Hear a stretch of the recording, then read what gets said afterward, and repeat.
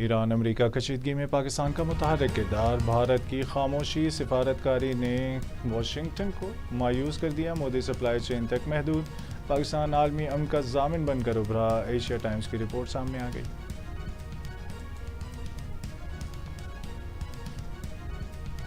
صدر Donald Trump کا army chief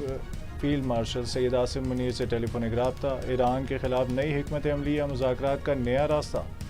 white house کی سچویشن روم میں ہونے والی اہم ترین فیصلے تاحال سی غیر عازم۔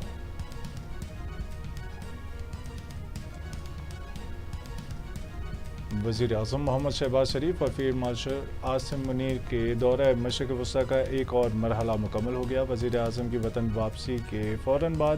وزیر داخلہ محسن نقوی سے ملاقات ہوئی، حالیہ دوروں کے ثمرات اور ملک کی داخلی صورتحال پر تفصیلی بریفنگ۔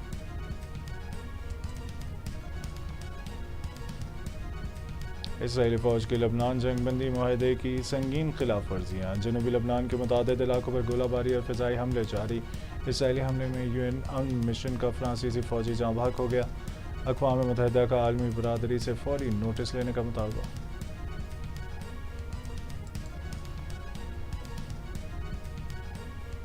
ایران پر دوبارہ جنگ مسلط کی گئی تو یہ عالمی جنگ میں تبدیل ہو جائے گی، بریگیڈیئر جنرل محمد رضا کی امریکہ کو کھلی وارننگ، امریکہ کسی بھی صورت ایران کی میزائل بنانے کی صلاحیت کو روک نہیں سکتا۔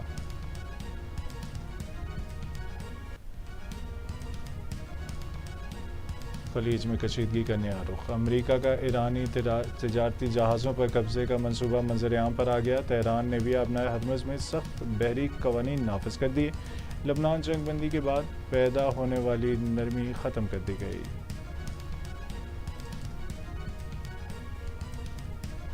ایران پر مسلح جنگ کے دوران امریکی بمباری کا ہولناک ثبوت منظر عام پر آ گیا،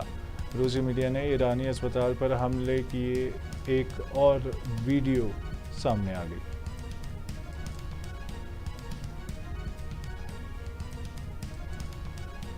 اسرائیلی وزیر اعظم نے ٹرمپ کو ایران کے خلاف جنگ پر مجبور کیا، ایران کے ساتھ جنگ امریکی عوام کے مفاد اور خواہشات کے برعکس تھی،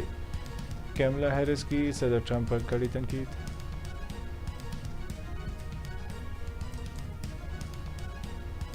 امریکہ ایران سے نہ جیت سکا تو چین سے کیسے لڑے گا؟ امریکہ اتنا طاقتور نہیں جتنا نظر آتا ہے، عالمی وسائل پر قبضے کی کوششیں اسے چین جیسی بڑی طاقت کے سامنے لے ڈوبیں گی، بیلاروسی صدر نے امریکی خارجہ پالیسی کو ناکام قرار دے دیا۔